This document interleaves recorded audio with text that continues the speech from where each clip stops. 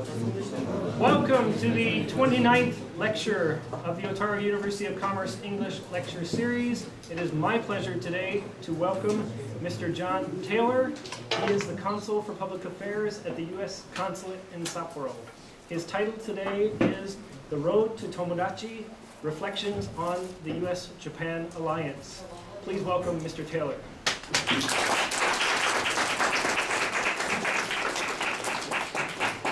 Thank you very much, Professor Blanke, for that introduction. The title for my presentation should probably be, rather than U.S.-Japan Alliance, U.S.-Japan Relationship. There's going to be another speaker next week, I think, who's much more qualified to speak on the U.S.-Japan Alliance, a major from the U.S. Army, and also a friend of mine. But I want this to be interactive as much as possible. We'll save some time for questions and answers later, but at any time during my presentation, if you have a comment or a question, please don't hesitate to raise your hand or just shout something out. And I will also ask you questions from time to time, and I hope that you will be willing to respond and engage. So when you think about the U.S.-Japan relationship, what comes to mind? What sort of things do you think about? Or do you ever think about the U.S.-Japan relationship? Any ideas? If you've never thought about it before, when I say U.S.-Japan relationship, what pops into your head? In the picture there's the cherry trees that Japan presented as a gift to the United States exactly 100 years ago. We're celebrating that 100th anniversary, that very symbolic gift of friendship. So there's a long history in U.S.-Japan relations. But other than the cherry trees we have in Washington, D.C., is there anything else that you think of? The military. The military, the alliance, is certainly an important part of the relationship. No other comments yet? All right. Well, hopefully this will give you some ideas and allow you to consider what many people believe is the most important bilateral relationship in the world, not just in Asia. But when you think about the history of the last century and how things are now compared to how they were, I think there is an argument to be made that the U.S.-Japan relationship has had more impact for good, to benefit to most people in the world, than perhaps any other bilateral relationship or relationship between two countries. Professor Clanky mentioned the military relationship. Has the military relationship always been good between the United States and Japan? There was a time when you would use words other than good, I believe, to describe that relationship. Do you recognize these pictures? Do you know what these are, what they represent? Anybody? You must have seen these before, I think. How about this one on the left? What one word pops into your mind when you see that picture? I'll give you a hint. Okonomiyaki, carp. Hiroshima. Hiroshima. That's an actual photograph of the atomic bomb that was detonated in Hiroshima on August 6th, 1945. And what about that other picture there on the right? Any idea what that is or where that is? The picture on the right is an American Navy ship that had just been bombed by the Japanese Imperial Navy forces launched from an aircraft carrier. That was the attack at Pearl Harbor on December 7th, 1941. And so both of these images represent a time when the relationship between the U.S. and Japan probably could not have been any worse. Two countries fighting a war, killing many of each other's citizens, and ultimately the only time in the history of the world that nuclear weapons were used, represents, I think, a very low point in relations between countries. That's an understatement. But what's amazing to me, or what I would like to try to discuss and hear ideas from you and help you think about, is how did we get from this to this,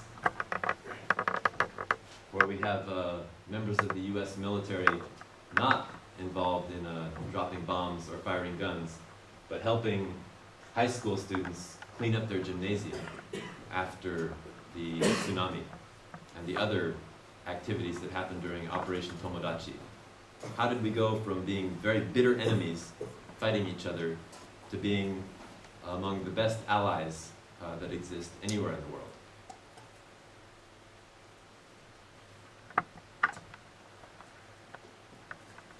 These things I'm about to list, I didn't take them from any list. I didn't take them from a US policy website that lists talking points. These are just some things that I have thought of. Some of them I have experienced. Some of them I've just tried to imagine what that must have been like. But I want today's presentation to be somewhat personal, not too personal. But you could go to any number of websites and look up talking points and a US government policy, foreign policy objectives for Japan or Asia. And those things are certainly important and should be of interest. But I would like to, as long as I'm here today in Otaru, my first visit to this university, and I suppose I should mention, although some people at the consulate told me I shouldn't mention, but being a sports fan, and particularly an American football fan, I was very saddened by the news that came from this university about what happened with the team, and you certainly have my condolences. I know this must be difficult for a lot of the students and faculty here to go through that.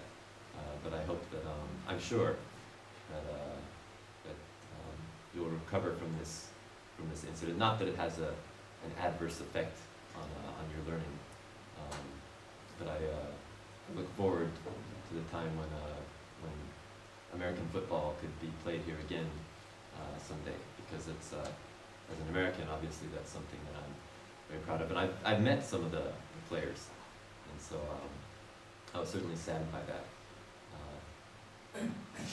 But yes, my first time coming to Otaru Shoka Daigaku, I wanted to share some of my personal experiences and even some of my opinions.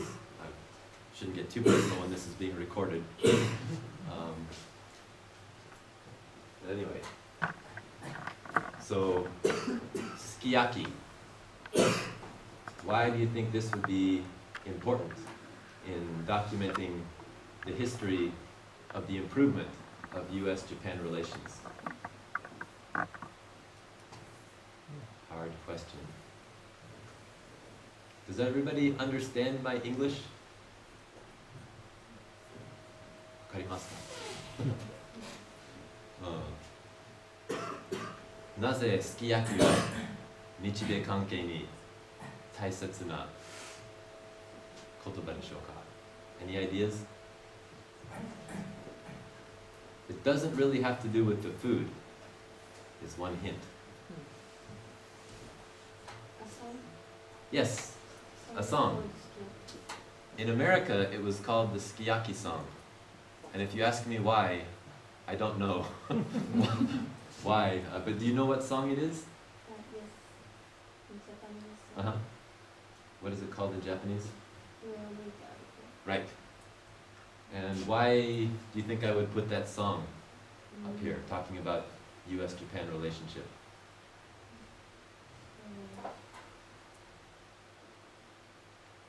That was the first Japanese song to ever hit #1 on the US popular song charts. Senbei Ichi.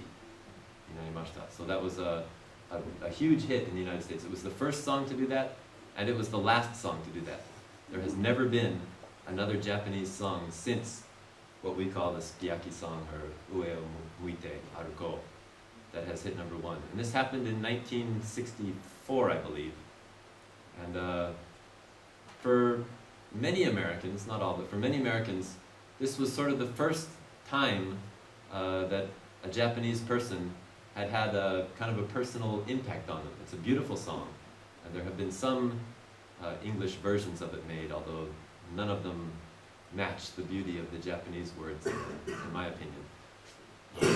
But even without understanding the words clearly, they could understand the emotion that the song was portraying. And they started to see Japanese as people or individuals rather than this country that we just recently fought a war with. And I'm a big believer in these kinds of cultural events having a large impact between people and nations. So that's why I put that song up there. Plus, I really like the song. I even learned how to play it on the guitar. Can anybody fill in or finish this sentence? You meet the nicest people on a... Somebody knows. What do you think? This was an advertising slogan used by a Japanese company. And Sally knows. Honda bike. Right. You meet the nicest people on a Honda. And I actually ride a Honda, so I know that this is true. I just rode my motorcycle today, although not up here to Otaru. But these small Honda Cub or Super Cub motorcycles became very, very popular in the 1960s in the United States. And there was nothing like this in America. The American motorcycle companies like Harley Davidson and Indian made these big, giant motorcycles, and they had I don't know if you've ever seen any of the movies with Marlon Brando, The Wild One, and there were some other kind of motorcycles were associated with gangs and maybe people that weren't nice. But Honda decided there was a huge market for people that wanted the practicality and the inexpensiveness of a motorcycle without maybe the kind of leather and denim image that went along with motorcycles at the time. And so this product was very, very successful. The Beach Boys, one of probably the most popular American group of the time, even wrote a song about a Honda Cub. And so with this product, American people started to see the ingenuity of Japanese, that they've come up with something that we didn't have, something very useful, and started to look at other cultures, and specifically Japan, as a place where we could get ideas and products that would help us make our lives easier, better, happier. Because I don't think this would have worked yet in the 1950s. People would probably not be ready to accept things from Japan at that point. So soon after those pictures I showed you. But by the 60s, people were growing up who hadn't fought in the war. Many of their parents had, but they had different views. Japan hosted the Olympics.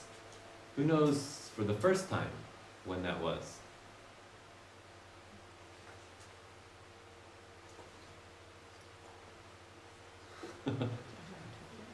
The first one was in Tokyo. Right. Again, in the 1960s. All these things happened pretty close to each other. And then much closer, Sapporo also hosted the Olympics. But this allowed not just the United States, but the world to get a view of Japan and Japanese society and how efficient and modern Japan was becoming. The Olympics were quite a spectacle.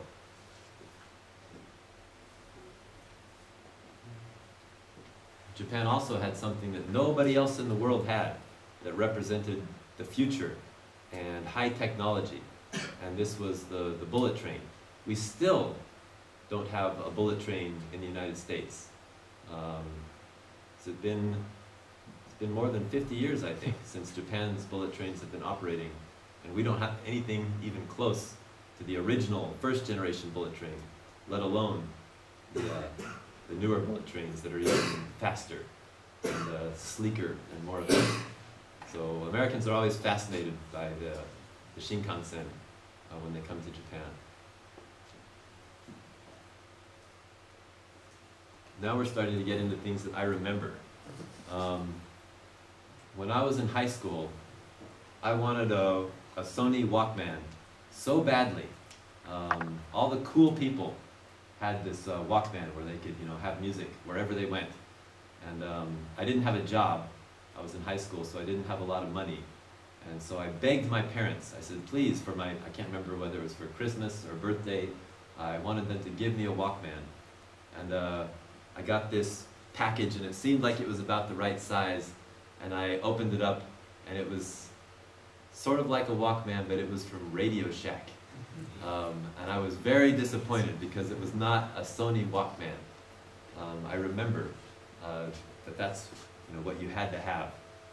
And again, for my generation, this again represented Japan at the leading edge of technology. And anything that wasn't Japanese at this time, it wasn't cool. I was almost embarrassed to have my Radio Shack cassette player at that time. But again, yeah, this people's image of Japan as not just a participant, but a leader, the leader in the world when it came to high technology, especially consumer electronics, things that people wanted, getting smaller and cooler and more inexpensive. These were things that we didn't do in the United States. Japan did it much better and did it first.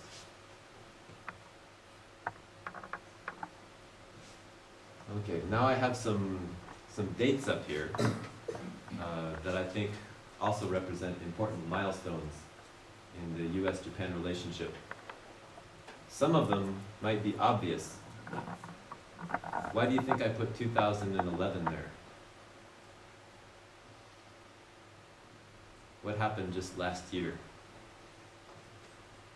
Should be able to remember.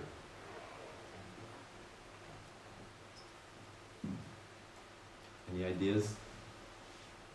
Yes? APAC and the TPP agreement? Well, the TPP was introduced to Japan. Introduction of it, yeah. That's actually not what I was thinking of, but yes, those are, to the governments, those issues are certainly very important. But maybe something even bigger than that happened last year. Yes? Right. The earthquake and tsunami. I thought, it's too obvious. Sorry. No, that's okay. But Americans watching their TVs at home had never seen anything like this, this kind of destruction. And especially for a country that is so well prepared to deal with these. There's many earthquakes in Japan. There have been tsunami before. And to see this kind of destruction, and then I don't want to talk a lot about Operation Tomodachi, especially when I traveled to Tohoku. From the consulate in Sapporo, we have a region, a geographic region, which is Hokkaido and Tohoku. So as part of my job, I often traveled down to Tohoku. And people that I had never met would come up to me and thank me. Said, thank you so much for what you did during Operation Tomodachi. And I didn't do anything. So that always made me feel a little bit awkward. But I am, and I also think that perhaps we didn't do enough. When you go down to Tohoku and you still see the situation, there's still so many people without homes. And of course, all the people that were lost. It makes me feel like we didn't do as much as we needed to do, or as much as could have been done. But I am very grateful as an American that we were in a position where we could lend some help to our friends in Japan. Everybody around the world felt like they wanted to help, and because of the situation with our our military assets on our bases, we were in a position where we could help significantly very quickly, and for that I'm very grateful. But what about 2001? That may be harder for some of you to remember. Yes? 9/11. Right. That was a very significant event for Americans in how we looked at the whole rest of the world, not Japan in particular, but it just affected how we perceived the world around us and what sort of a world that we live in. It's hard to explain the effect that the 9/11 attacks had on the American psyche, if I can use that word, or our way of thinking, our perception. Now, 1991 might be a little bit harder for people to guess, these 10-year increments. But I'd like to talk about something different. My father was what we would call in America or in English, he was a car guy. Some people might say he was a car nut. Ever since I can remember, he subscribed to 4 different car magazines. For my whole life, every month we would get these magazines called Car and Driver, Road and Track, Motor Trend, and Automobile Quarterly. So wherever I went in my house, whether it was the living room or the kitchen or the bathroom or a bedroom, there was always a car magazine that I could look through. My dad was always reading them. So he really, really liked cars. And he went to the United States Air Force Academy. He was in the Air Force. And I was actually in the Air Force before doing this job. But at the Air Force Academy, it's very strict. You have to wear a uniform, and you live in dorms, and you usually don't get to leave the campus, and you have to eat in what they call a mess hall, like a cafeteria. And so, and once you graduate, then you become an officer in the Air Force. And so they were actually getting paid a little bit, like 100, probably less, I'm sure it was less than $200 a month. So like maybe ichiman ikagets, they would get paid. And you really didn't have a chance to spend your money. You couldn't go out into town and go to restaurants or buy that much. So most of the students at the Air Force Academy, they would save up their money for the 4 years while they were going to school. And then when they graduated, they were able to buy a car. And my father bought, this wasn't actually the color he bought, but a Chevrolet Corvair, this yellow car here. And there was a book written about this car called Unsafe at Any Speed. The engine is in the back. There's just an empty, I guess you'd call it a trunk, an empty space under the hood. And so in some accidents, I guess the front would collapse and people were more likely to get injured. At least that's what Ralph Nader thought, the man who wrote this book. And it's probably true. But anyway, it was a very fast car with a powerful engine in the back. And that's what my dad wanted, and that's what he got. But then, a few years later, he bought one of these. I don't know if you've ever seen one of those, but it's a Datsun, which in Japan is called Nissan. And the Chevrolet Corvair was a very, very popular car, bought by thousands, hundreds of thousands of Americans. But not too many people were buying Datsuns at this time. This was in the 1960s. But my dad, who loved cars and read all the magazines and read all the reviews, liked what he saw when he saw this Datsun, and he went out and test drove it, and he thought it was better than the Chevrolets at the time. And I think it was probably even maybe a little cheaper. And so that's the car that he was driving when I was born. And I'm very sad that he didn't keep it, because I wish I had that car today, that I could have inherited it. But this was the first in a long line of Japanese cars that my father purchased. And in 1976, we were living in Michigan. Has anybody ever heard of Michigan?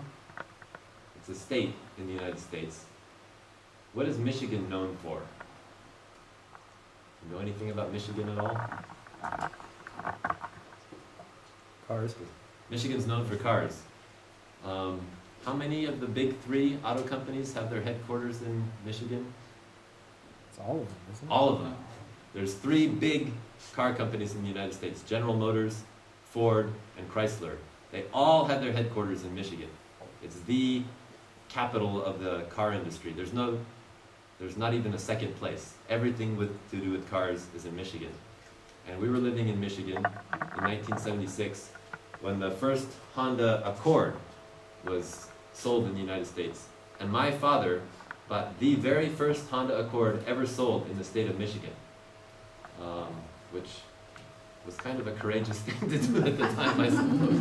Although we weren't living close to Detroit, we were up in the Upper Peninsula, sort of very much the countryside of Michigan. But anyway, he was convinced that this was the best and most reliable car that he could get.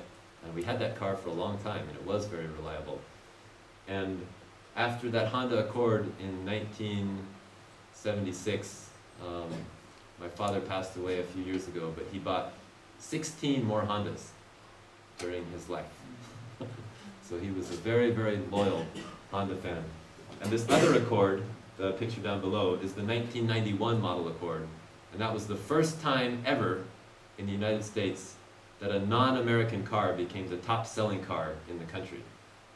So that was a big milestone, again, and this shows the degree to which Americans trusted, relied on Japanese products.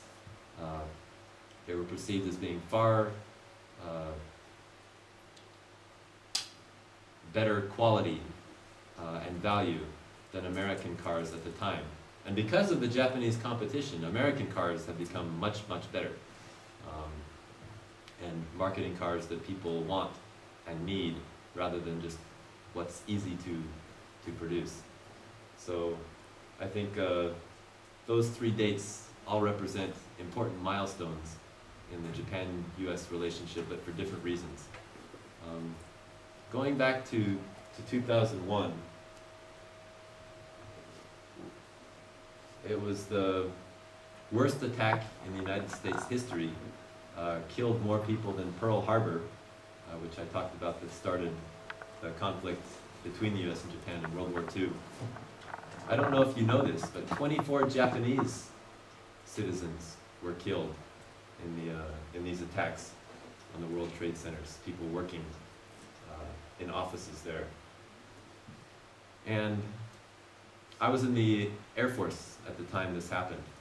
And I think it was the next month, in October, I was, it's hard to call it an office. There's this place called NORAD, the North American Aerospace Defense. And it's like a military base, but it's buried inside of a mountain. It's under a mountain, and you have to go through a long tunnel to get back there.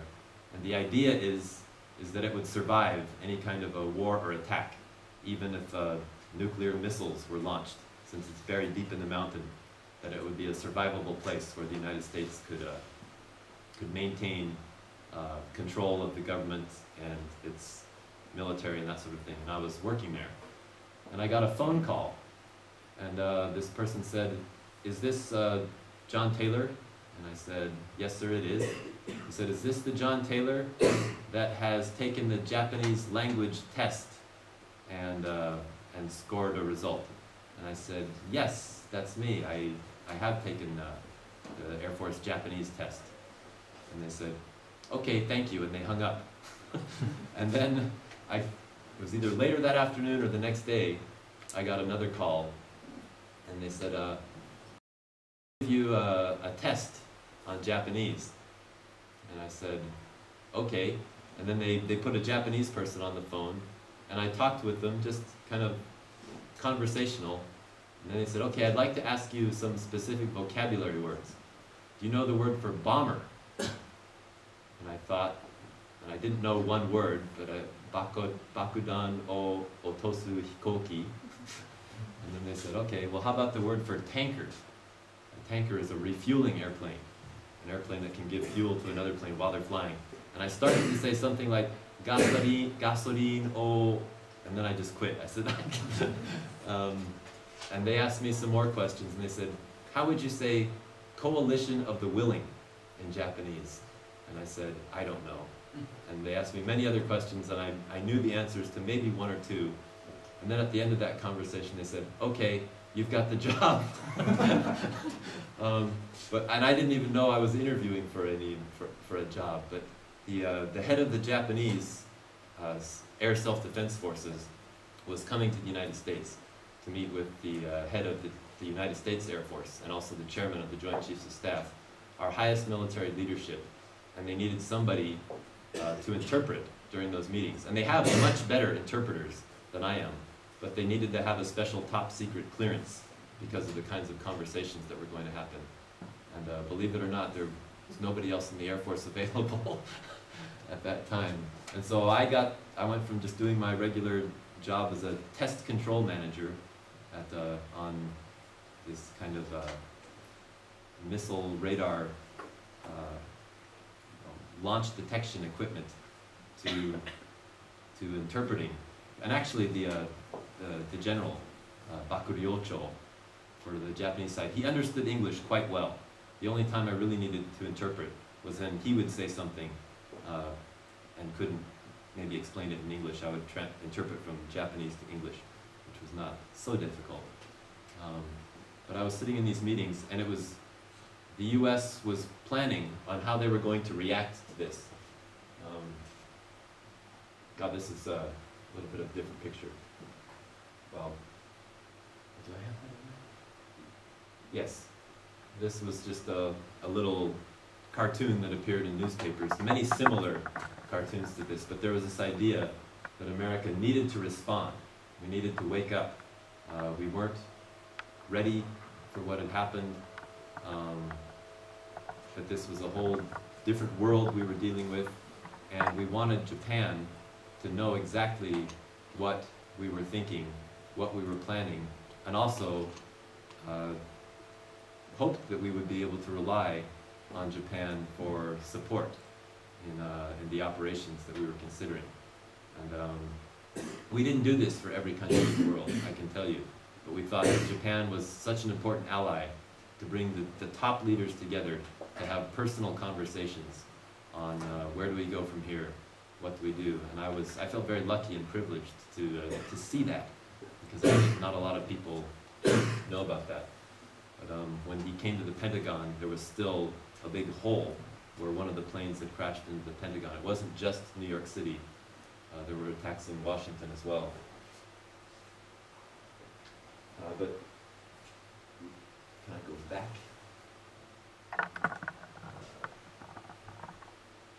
That's forward. Actually, while I'm on this, and Japan did contribute significantly to what was called the War on Terror in both Afghanistan and Iraq. Japan made very important contributions that the United States greatly appreciates.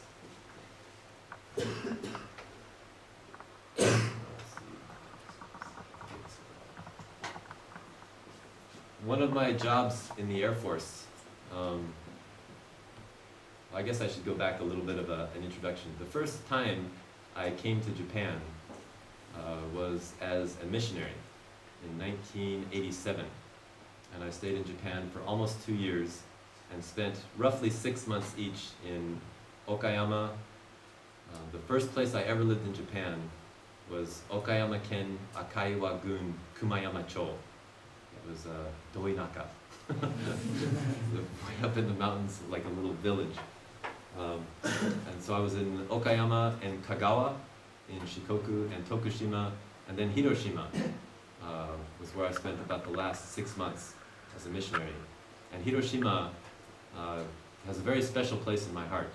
Not only am I a Hiroshima Carp fan, I'm a Fighters fan for almost every game of the year except those 2 games or 4 games when they play against the Carp. Other than that, I'm a loyal Fighters fan. And I love Hiroshima Okonomiyaki, but I will never forget the first time that I toured the museum that they have in Peace Park, where you can see and only try to imagine. I can't imagine what it must have been like to really have been there, but you can try to imagine what it would have been like in Hiroshima on August 6th when the atomic bomb was dropped. And I think everybody that goes through that museum comes away with the feeling that we need to make sure that nothing like this ever happens again. And so I love Hiroshima. And then when I joined the Air Force, I was selected to be a missileer, which is somebody who operates intercontinental ballistic missiles, which carry this is the missile system that I operated, called the Peacekeeper. And this is a test launch. We've never actually used these in combat. That's a good thing. But this is at Vandenberg Air Force Base, California. There's 10, it can hold 10 different warheads that can all be targeted independently. So you see all these cone-shaped things. These are nuclear bombs. These are nuclear weapons. And on the top of this missile, there are 10 of these. And when they for the test launches, we would launch them from California into this place called the Kwajalein Atoll, kind of on the edge of the South Pacific and Indian Oceans. And when they would come in, back in through the atmosphere, they glow hot. They heat up, and so they leave these traces as they're glowing white hot as they come back in. And this was my job in the Air Force, was to be ready to launch these missiles that would go somewhere in the world and explode. And we had 10 missiles that we were in control of.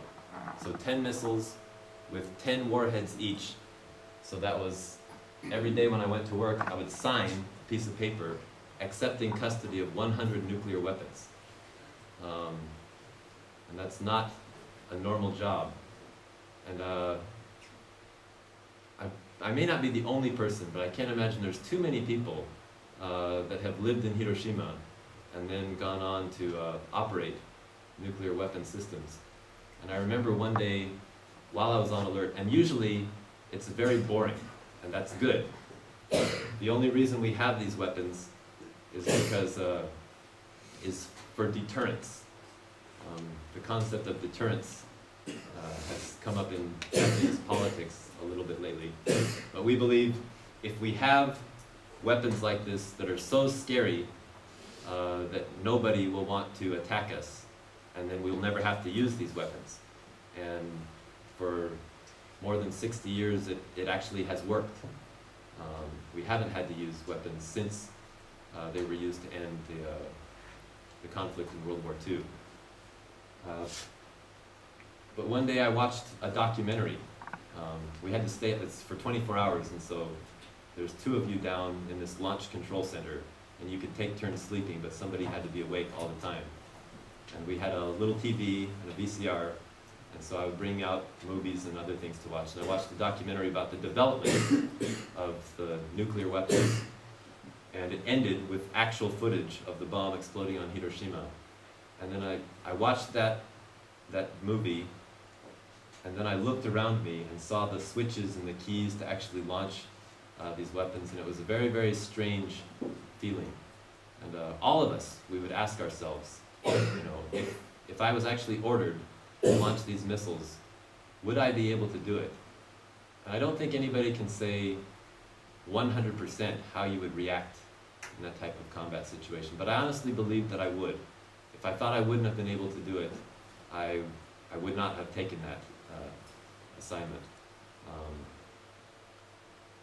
But it was certainly conflicting emotions in my mind about this aspect of the American military.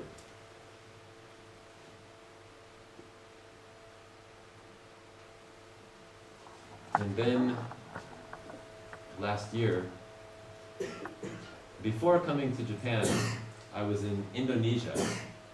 And Indonesia is known for many things. I loved my assignment in Indonesia. I had a great time, and Indonesia is one of my favorite countries. But Indonesia is known for terrorist attacks. It's known for volcanoes. It's known for the tsunami that killed almost 200,000 people there. It's known for a very bad transportation infrastructure. Most Indonesian airlines are banned, all Indonesian airlines are banned from flying into Europe. Don't even let them, and even the good ones. And I was flying on like the bad ones between islands. And so Indonesia was sort of an adventure, wonderful and exotic, but a little bit scary. And so after that, I thought coming to Sapporo, Japan is going to be very relaxing, peaceful. You know, there's not going to be any kind of big incidents that could possibly happen here. And then we all know what happened on March 11th of last year with the earthquake and then tsunami. And when I look at a picture like this, I can't comprehend it. It doesn't make sense to me that a ship is there floating around with a bunch of houses that aren't even on streets or blocks, and everything it looks like it's water, but it's fire. As I watch these kind of things on TV, I couldn't believe it. It didn't process in my head properly.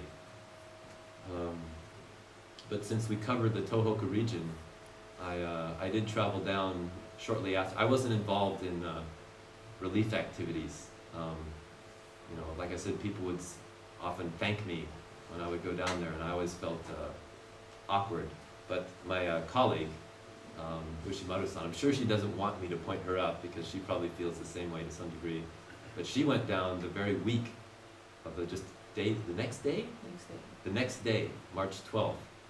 She went down to the Tohoku region to look for missing Americans. So she was right down there when it all happened. I went down about a month later. But when it really hit home, I was visiting, they invited me to an elementary school, Shishiori Elementary School in Kamaishi. That's, I think, the very southern part of Iwate, near the border of Iwate and Miyagi prefectures. And that part of Japan is known for this special tiger dance that they do. And the children at the school were going to perform this dance. And it was going to be videotaped and sent to a school in America that had done some fundraising and other events to support this community. There was a connection.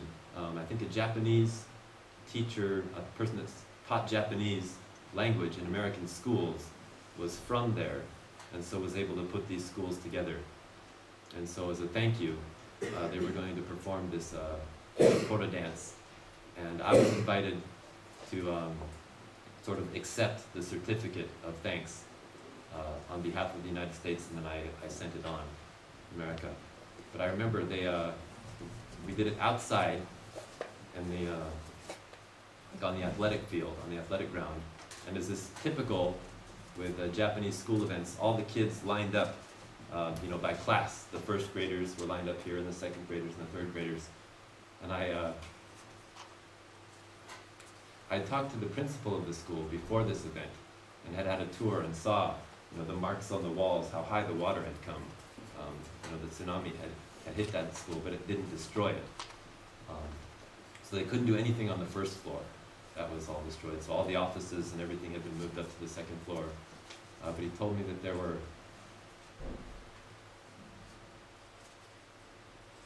3 kids that were missing and 3 kids that were confirmed dead at this one elementary school in Kamaishi.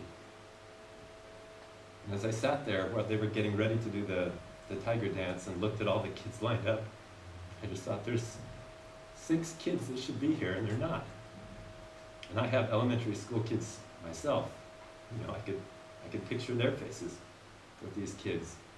And I thought, this is one small school in one small community, and this is the same scene is being repeated, you know, in hundreds of communities, all up and down, hundreds of kilometers of this coast. And that was when it kind of really hit me. It was not seeing this kind of a thing or hearing numbers like 10,000 or 20,000. It was seeing one school where 6 kids should have been there and they weren't. But this event, it really, I don't want to say it strengthened US-Japan ties, because I think they were strong before. But I think this helped to remind people why those ties are important.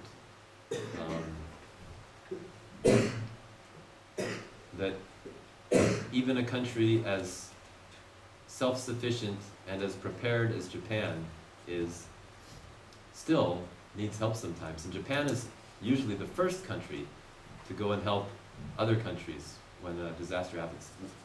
The very day that this 3/11 happened, there were Japanese rescue teams down in New Zealand helping them clean up and recover from an earthquake that had happened there just the month before. And also, one of the Americans that Ushimaru-san was looking for she was found, but unfortunately she had been killed in the tsunami. And there were 2 Americans who ended up being killed. At first, we had a list of, literally, it was thousands of names of missing Americans because communication was very difficult, and we feared the worst. We thought there could be potentially hundreds of Americans that might be killed or missing or never found. As it turns out, there were 2, and I know it's because of the Japanese preparedness and the professionalism of the Japanese rescue forces that only 2 Americans were killed. It could have been so much worse. And so there were many American lives saved by the way that Japan was about handling its disaster preparedness.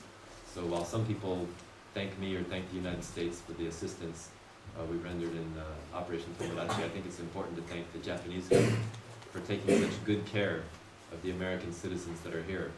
I talked to many Americans who thought they were going to die until the self-defense forces showed up with food and relief and helped them get out of the difficult situations they were in. Again, I said I don't want to talk a lot about Operation Tomodachi, but these are just some, I think, impressive figures. 16,000 U.S. personnel were involved on the ground in the effort. 174 aircraft, planes and helicopters, 24 naval vessels, 246 tons of food. Again, that's a figure that I can't really comprehend, but it's a lot of food and water and other things. I know there's a few foreign students here. Is there anybody from Russia in the class? I've been to Russia. I visited St. Petersburg, and it's a beautiful city. And I have met, when I was working in Sweden especially, I knew a number of Russians, very lovely people. I have nothing against Russia. But I do remember in April of 2011, last year, going to a Nyugakshiki, what would you call that?